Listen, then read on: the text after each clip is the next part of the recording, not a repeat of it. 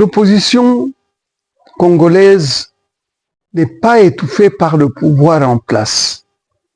L'opposition congolaise est étouffée par son ignorance de l'histoire de l'humanité et de ce qui a fait que certaines nations soient avancées beaucoup plus que nous. Si l'opposition se mettait à étudier les faits historiques et économiques qui nous empêchent d'aller de l'avant ou qui nous font traîner, qui nous empêchent de faire des choses comme on voudrait les voir, eh bien, cette opposition parlerait en de meilleurs termes.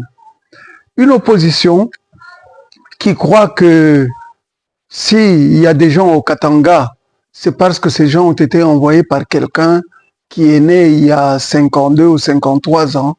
C'est une opposition qui commet une grave erreur.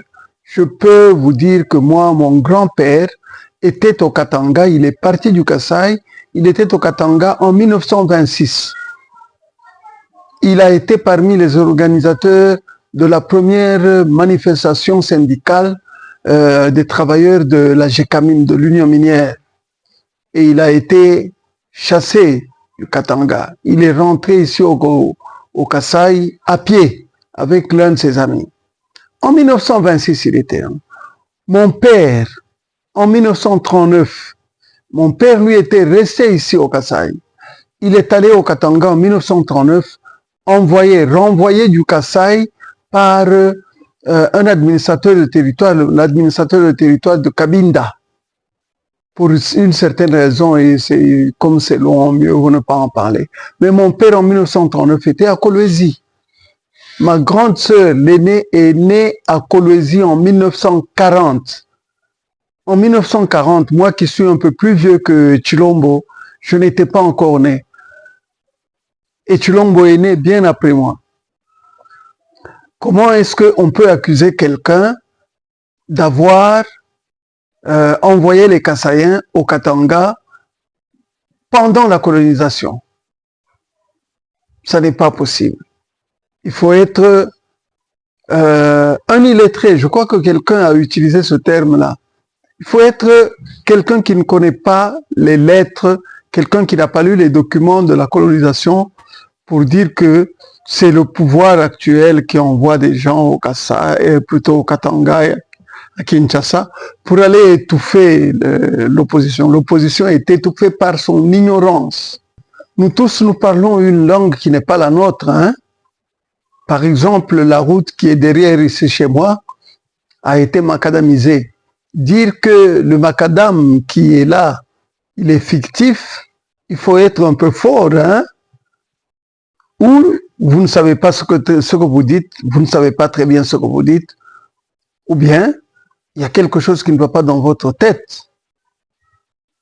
C'est ce que moi je crois. Sinon, il y a des projets qui marchent bien et des projets qui ne marchent pas très bien, qui traînent parce qu'il y a encore un peu de corruption à gauche, à droite. Mais sinon, en tout cas, peut-être parce que nous sommes au Kasaï, nous disons non, ça marche. En tout cas, on a démarré. Le démarrage du développement du Congo est parti, c'est parti. Nous n'allons plus reculer, sauf si peut-être des gens qui ne comprennent pas très bien le français ou qui parlent mal français ou qui utilisent des adjectifs en désordre. Peut-être que si cela passe au pouvoir, nous aurons des problèmes. C'est déjà parti. Et ce que beaucoup de gens ne remarquent pas, c'est que Chilombo est en train de dire quelque chose de très fort.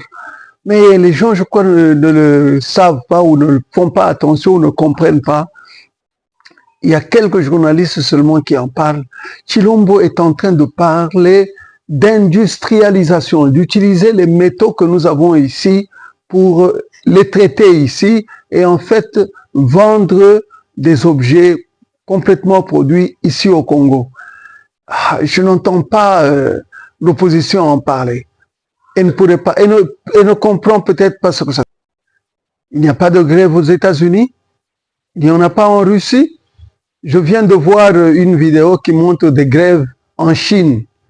Tiens, ces pays-là ne sont pas développés, ne sont pas avancés. Qu'il y ait des grèves, c'est naturel et peut-être même une bonne chose. Qu'il y ait des grèves ici chez nous, il n'y en a pas, à mon sens, il n'y en a pas assez. Nous sommes dans un système que l'Occident a monté et qui est en défaveur de la population. Il faut beaucoup plus de grèves pour réveiller ceux qui dorment et qui croient que bon, les gens peuvent recevoir 100 dollars, 200 dollars par mois et ça va très bien. Des grèves, il y en a partout au monde.